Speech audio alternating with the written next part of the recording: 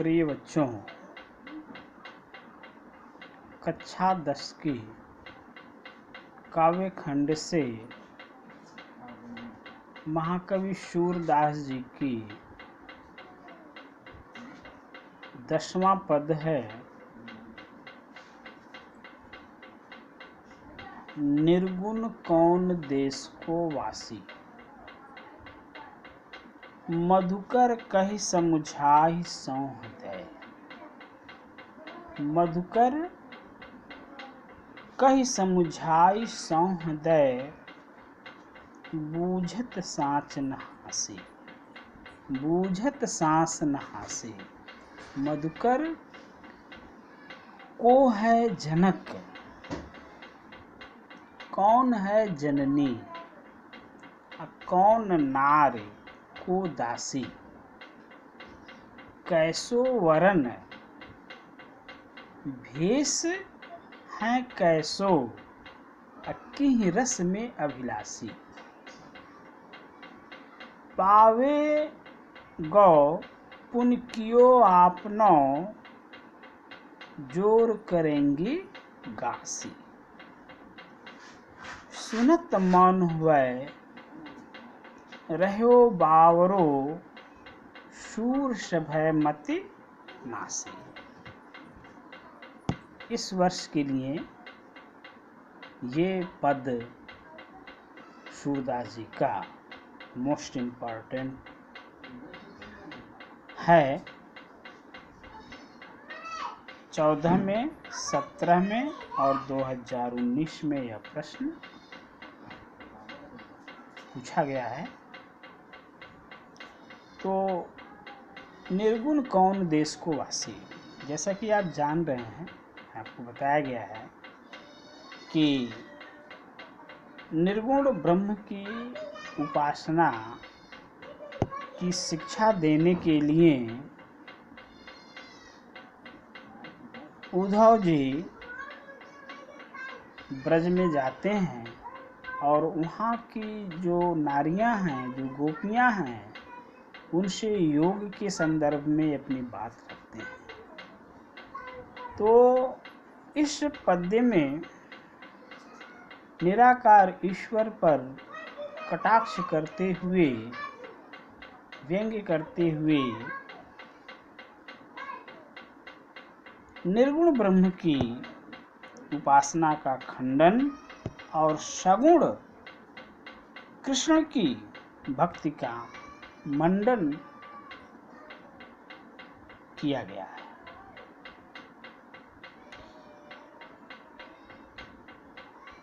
गोपियां भ्रमर की अन्युक्ति के माध्यम से,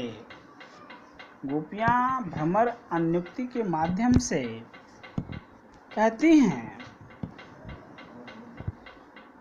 उद्धव को संबोधित करते हुए कहती हैं कि हे उद्धव, ये जो निर्गुण है, जो निराकार ईश्वर है, वह किस देश का वासी, किस देश का रहने वाला है, किस देश का निवासी है।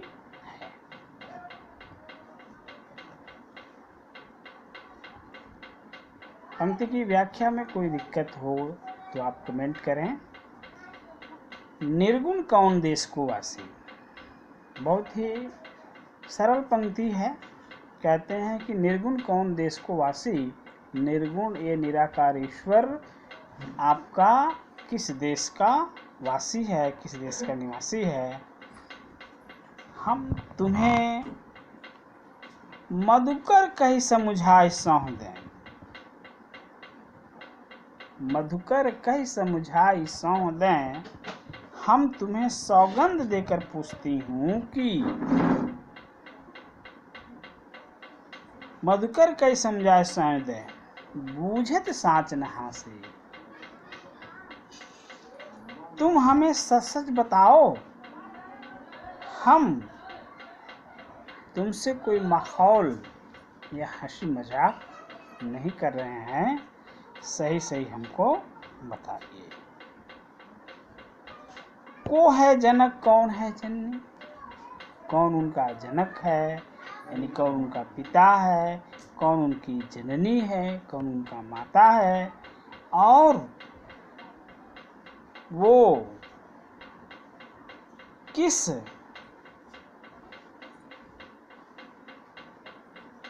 और उनकी नारी कौन है, उनकी दासी कौन है, कैसो वर्ण, उनका वर्ण क्या है, उनका रंग क्या है, उनकी भेष है कैसो, भूषा क्या, वेशभूषा कैसा है, कैसा उनका पहनावा है, की ही रसमय अभिलाषी, तथा वह किस रस की इच्छा रखते हैं, अभिलाषा रखते हैं, उनको कौन सा रस पसंद है।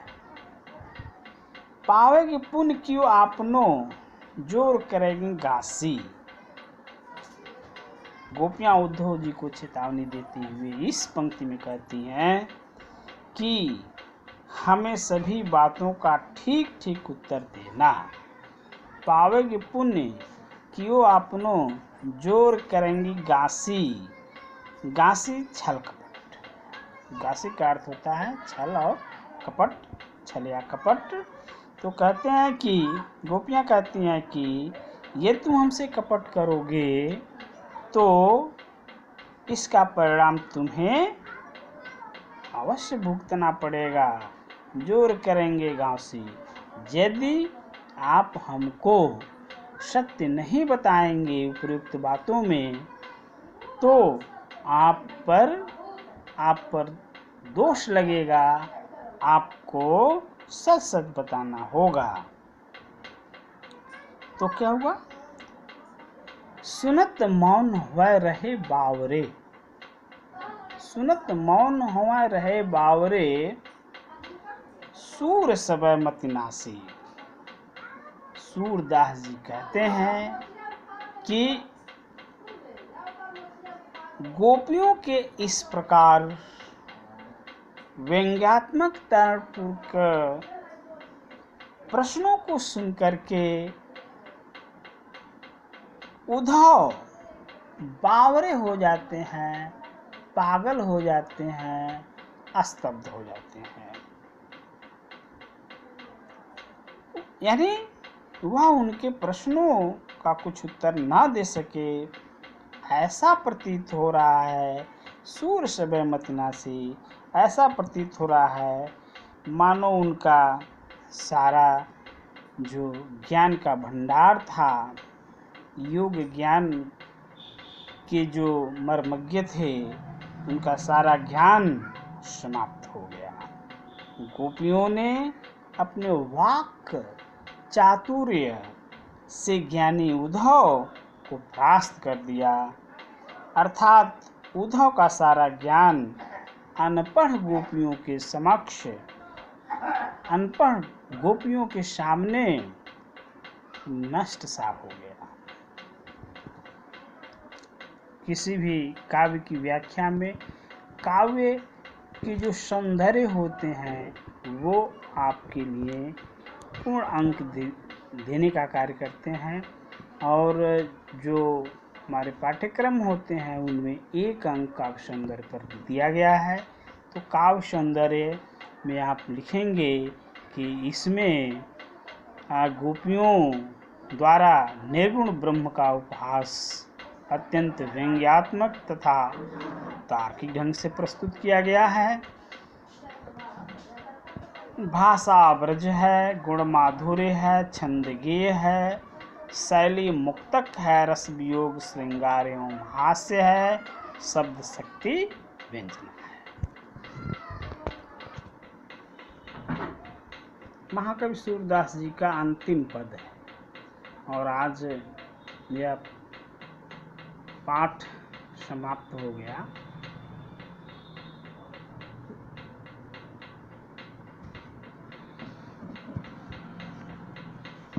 क्या है वो पद,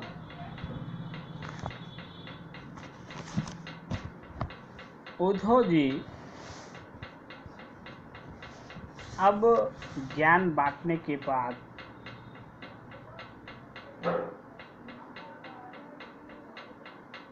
और गोपियों से अनुत्तर हो जाने के पश्चात माता यशोमती से मिलते हैं और वह संदेश एक पथिक के माध्यम से एक संदेश जो है देवकी जी को भेजती हैं। उनके हृदय की गहराइयों को महाकवि सूरदास जी ने बखूबी व्यक्त किया है। आइए देखते हैं।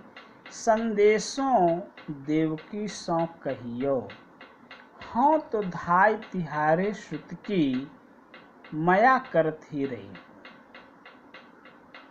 हाँ तो धाय तिहारे श्रुत की मया करत ही रही हो, यद्यपि टेव तुम जानती उनकी, तो मुहि कही आवे। प्राप्त होत मेरे लाल लड़ै तो, माखन रोटी भावे। तेल उबटनो अरुता तो जल, ताही देखी भज जाते। जोई जोई मांगत सोई सोई देती, क्रम क्रम कर के नहाते। सूर पथिक यहाँ पथिक उद्धव के लिए आया हुआ है और पथिक मानती हैं उन्हीं के माध्यम से संदेश देने की बात कवि ने लिखा है। सूर पथिक सुन मुह रैन दिन, बढ़्यो रहत उर सोच। मेरो अलग लड़े तो मोहन, हुआ करत संकोच हुआ। तो यहाँ पर प्रस्तुत जो पद्यांश है, सूरदास जी ने श्री कृष्ण की माता देवकी के पास मथुरा चले जाने के बाद माता यशोमती के स्नेह तथा उनकी पीड़ा का वर्णन किया है। बहुत ही पीड़ित रही होंगी माता यशोमती, क्योंकि पूरा बचपन उनके पास व्यतीत हुआ था। बाल लीला उन्होंने अपने आँखों से देखा था और फिर जो है जब वहाँ चले जाते हैं तो उसकी जो है उसको पीड़ा को याद करके एक पथिक के माध्यम से अपनी बात रखते हैं महाकवि सूरदास जी के माध्यम से। तो यहाँ व्याख्या इसकी इस प्रकार होगी। संदेशों देवकी सो कहियो। यशोदा जी देवकी को एक पथिक के हाथ संदेश भिजवाते हुए कहते हैं कि मैं हाँ तो धाय तिहारे श्रुत की, यानी हाँ यहाँ मैं तो तुम्हारे पुत्र की धाय माँ, यानी माँ के समान लालन पालन करने वाली, पोषण करने वाली सेविका रही हूँ या हूँ, सेविका हूँ। तऊ मुँह कही आवे, पर मुझे वह माया कहता रहा। तभी मुझे वह माया कहता रहा है। माया करत ही रही हो। माया लिखा है, माया। हाँ तो धाय तुम्हारे सुत की माया करत ही रही हो। मैं तो केवल तुम्हारे सुत यानी पुत्र कृष्ण की लालन पालन करने वाली एक सेविका के समान रही, फिर भी वह मुझे माँ कह करके संबोधित करते रहे। यद्यपि टेव, इसलिए मेरा उसके प्रति जो वात्सल्य है, जो ममता है, स्वाभाविक है। यानी कि वह मुझे माँ कहते थे, तो जबकि मैं उनकी सेविका के रूप में रही, फिर भी मेरा उनका ममत्व, अपनत्व कम नहीं है। मेरा वात्सल्य उन पर बरस पड़ा था और जो चिंता है उनकी एक तरह से स्वाभाविक ही है। तो आगे की पंक्ति में देखें, हाँ तो धाय तिहारे सुत की मया करती रही हो, मैं तो तुम्हारे पुत्र की केवल सेविका मात्र रही, फिर भी वह मुझे माँ ही कहता था या माँ ही कहते रहे या माँ ही कहता रहा। यद्यपि टेव तुम जानते उनकी, यद्यपि आप तो उसकी सारी टेव आदतें, यद्यपि टेव तुम जानते उनकी, यद्यपि आप तो उसकी सारी आदतें जानती होंगी, फिर भी तो मुँह कही कछुआ, जो किसी से अधिक प्रेम करता है, किसी का बहुत ज़्यादा देखभाल करता है और उससे दुगना कोई उसका देखभाल करने वाला हो, फिर भी जो पहले उसका सेवा या उसके यहाँ बचपन बीता हो, कि उसके हृदय में कुछ न कुछ रह जाता है, कि वात्सल्य झलकता है, कि वह हो सकता है कि मेरे बच्चे को जो मेरे यहाँ रहा है उसके संदर्भ में बहुत कुछ बातें न जानते हों। तो यह एक तरह से उनको एक वात्सल्य में के भाव में डूबी हुई हैं और यह एक संदेश उनको माता देवकी को भेजती हैं। तो कहते हैं कि यद्यपि तुम जानते उनकी, यद्यपि आप उनकी सभी आत्माओं को जानती हैं, तब मुँह कही आवे, तब भी फिर भी मेरा मन आपसे कुछ कहने को उत्कंठित हो रहा है, मेरा मन आपसे कुछ कहने के लिए व्याकुल हो रहा है। प्राप्त क्या क्या व्याकुल हो रहा है? प्राप्त होत मेरे लाल लड़ैतों, प्राप्त होते ही यानी मेरे लाडले कृष्ण को सुबह होते ही माखन रोटी खाने की आदत है। प्रातः होते ही, प्राप्त होत मेरे लाल लड़ैतों, प्रातः सुबह होते ही माखन रोटी खाने की मेरे लाडले कृष्ण की आदत है। माखन रोटी भावे, तेल उबटनो और तातो जल, यानी उबटन तेल और गर्म पानी, गर्म पानी को देखते ही मेरे लाडले कृष्ण क्या हो जाते थे? भाग जाते थे। ये तो हर बच्चे के अंदर ये इस तरह से देखने को मिलता है कि हम जो है बच्चों को नहलाने के लिए विवश करते हैं, तभी वो नहाते हैं। उनको या कुछ लोग खाते नहीं हैं तो उनके लिए हम आज के समय में तो ये फैशन बन गया है कि उनको मोबाइल देते हैं, कुछ कार्टून देखते हैं तो खाते हैं। तो एक अपने घर में हम किसी बच्चे पर इसका प्रयोग कर सकते हैं। तेल उबटनो और तातो जल, ताहि देख भज जाते, यानी तेल उबटन और गर्म जल को देख करके वो भाग जाते थे। अर्थात उन्हें यह पसंद नहीं था कि हम सुबह सुबह नहाएं। जोई जोई मांगत सोई सोई देती, क्रम क्रम करके नहाते, जो जो वह मांगते थे मैं उन्हें दिया करती थी। जो जो मांगा सोई सोई देती, जो जो वह स्नान के समय मांगा करते थे उन्हें मैं दिया करती थी। और क्रम क्रम करके नहाते, उन्हें धीरे धीरे स्नान करने की आदत है। फिर क्या है? सूर पथक सुन मुह रैन दिन, सूरदास जी कहते हैं माता यशोदा के हृदय में रात दिन यही चिंता रहती है कि मेरे अलग लड़ा तो मोहन हुआ करत संकोच, उनका लाड़ा कृष्ण मथुरा में कुछ मांगने में संकोच तो हुआ करत संकोच, कुछ संकोच तो नहीं करते हैं। यानी कि अब देखिए, देवकी उनकी खास माता हैं, फिर भी यशोदा जी के यहाँ बाल जीवन व्यतीत हुआ है, इसलिए उनको सारे उनके जो नाज नक्शे थे उसको उन्होंने स्वीकार किया था। तो यही चीज़ें वहाँ पर कहती हैं और यहाँ तो धड़ल्ले से वह मांग लेते थे, हो सकता है वहाँ न मांग पाते हों क्योंकि वहाँ वो राजा हैं। तो इसमें काव्य सौंदर्य में आप लिखेंगे एक लाइन कि कवि ने पुत्र वियोगी माता यशोमती का श्री कृष्ण के प्रति अथाह प्रेम का स्वाभाविक रूप में चित्रण किया है, व्यक्त किया है।